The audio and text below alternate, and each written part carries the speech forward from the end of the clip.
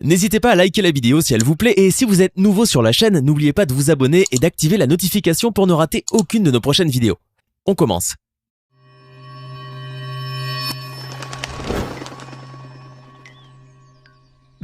Bonjour et bienvenue à tous. Depuis leur intégration aux antagonistes historiques, le FC Barcelone et le Real Madrid, et depuis leur première rencontre disputée, les supporters du ballon rond ont tendance à comparer les deux stars du football, Lionel Messi et Cristiano Ronaldo. On se demande qui a le meilleur palmarès, qui a décroché le plus de titres, ou encore qui est le meilleur en termes de prouesse. Du coup, les deux protagonistes ont adopté cet esprit de compétitivité, que ce soit sur le terrain ou dans leur quotidien, à l'enchantement des spectateurs. Quelques années plus tard, la comparaison paternelle et coutumière s'est automatiquement reflétée sur leur fils aîné. Forcément, nous nous intéressons au vécu de leurs premiers rejetons, de ce qu'ils ont acquis de leurs prédécesseurs et de leurs performances mutuelles. Aujourd'hui, nous vous proposons un récapitulatif pour tenter de vous aider à répondre à cette fameuse question qui a tant intéressé petits et grands. Thiago Messi versus Cristiano Ronaldo Jr. À votre avis, qui a le meilleur style de vie? Avant de commencer, voici la question du jour. Spécial adepte cette fois. Cristiano Ronaldo a été transféré à la Juventus pour option A, 110 millions d'euros, option B, 117 millions d'euros ou encore option C, 155 millions d'euros. Alors à vos claviers, prouvez-nous en commentaire si vous êtes un vrai expert et nous verrons si vous aviez la bonne réponse en fin de vidéo.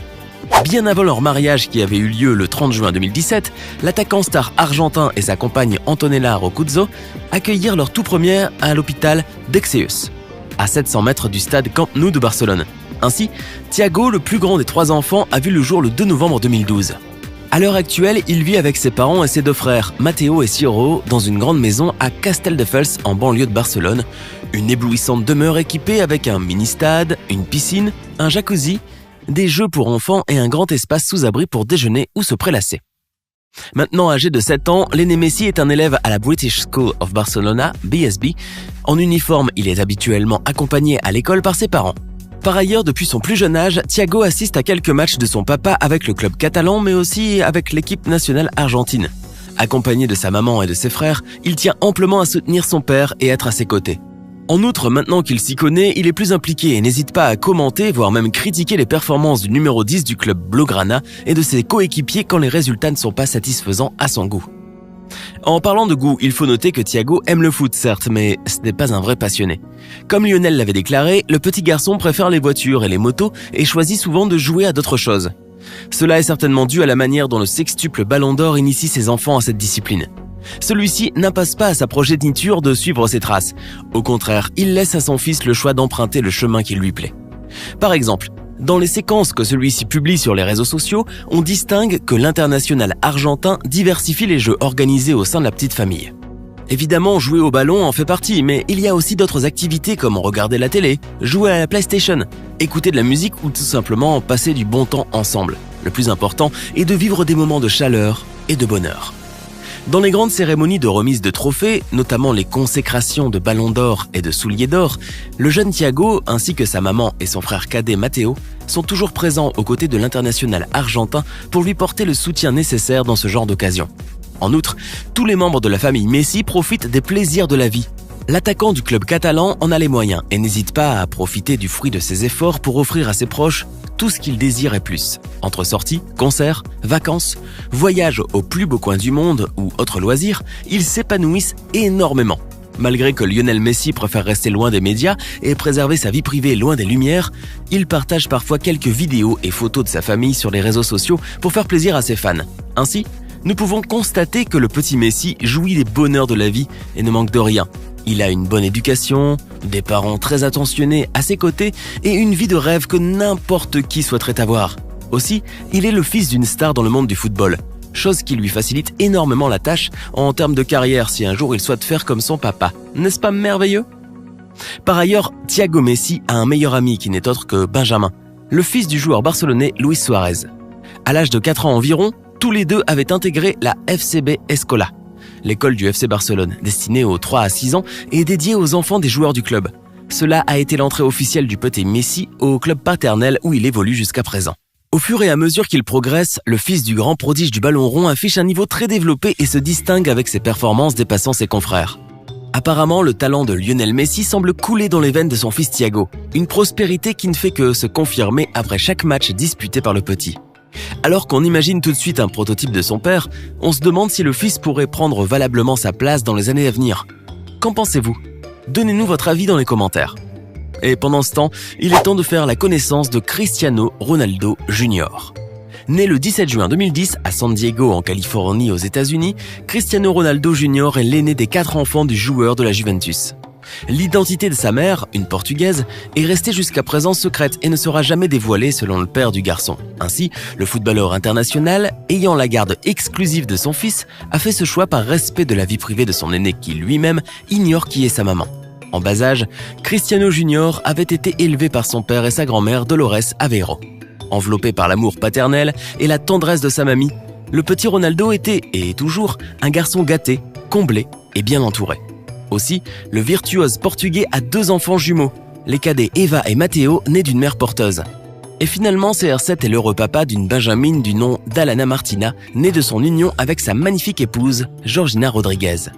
Dans une luxueuse résidence ultra protégée mise à disposition du numéro 7 dès son arrivée à la Juve, vit actuellement le petit Cristiano avec son papa, sa belle-mère, ses 2 sœurs et son frère. Elle est située sur une colline en hauteur de Turin, sur la rive gauche du Pô, et est composée de 2 maisons équipées de 8 chambres, d'une grande salle de fitness, d'une piscine intérieure, de différents jeux et d'une grande terrasse en solarium.